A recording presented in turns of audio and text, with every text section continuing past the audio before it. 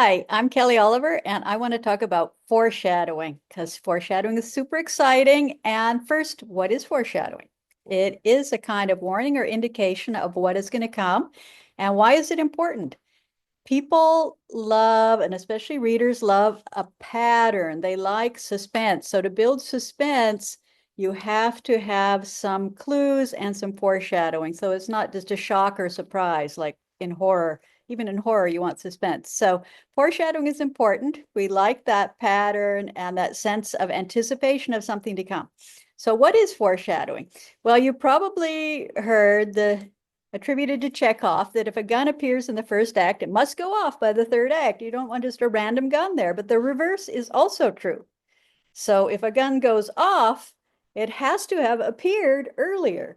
Or if someone is poisoned, there has to be some hint that there's someone that knows something about poison or that there's a toxin available. It can't just appear out of the blue. I mean, it can, but it's not going to be as satisfying for the reader if it does. It's going to be much more satisfying for the reader if there's some kind of buildup and a suspense. Like if that gun is there, you're going to be waiting for it to go off, and that builds up suspense. And if it gun just appears and go off, you'd be like, wait, where did that come from? So it's much more satisfying to have that foreshadowing.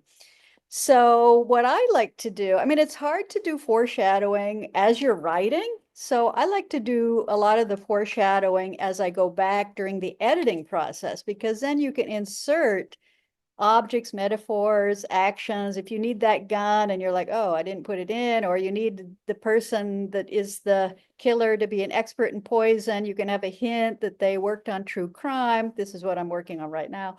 Or that they worked in a pharmacy, or that they had access to a drug because it was prescribed to them. Something that is a clue also, but also you don't want to give away, right, the murderer, but foreshadow important points in the plot or important plot twists. So real quick, if we have time, the case study, don't want to give any spoilers, but just give you some examples, because examples I think are a lot easier to understand than the vague description of foreshadowing.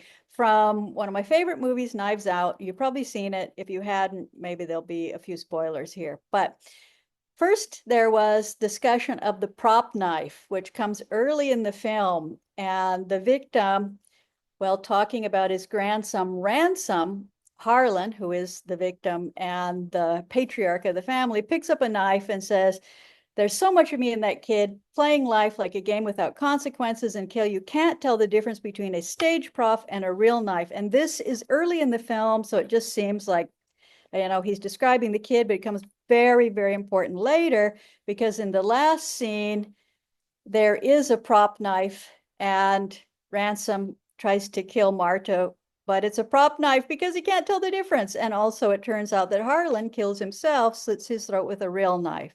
So we have the mention of the real knife, the prop knife, and they become very important in the plot, even though it's just part of the dialogue at that point. Also, over and over again, the sleuth, Benoit Blanc, says, the game is afoot.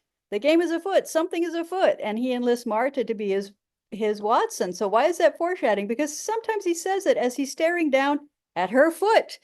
So that's a literal kind of symbol. And eventually we see there's a little spot of blood on her tennis shoe. So that becomes an important clue as to what happened.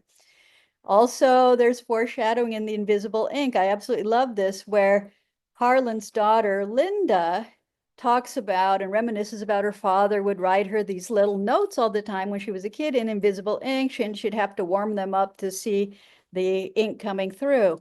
In the final scene, that's how Linda finds out that her husband's having an affair, because there's a blank piece of paper on his desk, but she recognizes it as one of these letters in invisible ink, whereas her philandering husband just thinks it's a blank page. And she uses her lighter and the words appear, and Harlan from beyond the grave has informed her that her husband is having this affair. And it just wouldn't have worked if we saw that last scene without knowing the setup and the foreshadowing that her father used invisible ink. So those are just some quick examples about the fun you can have with foreshadowing and how important foreshadowing is. So if you want to talk about foreshadowing, you can contact me at kellyoliverbooks.com. Bye.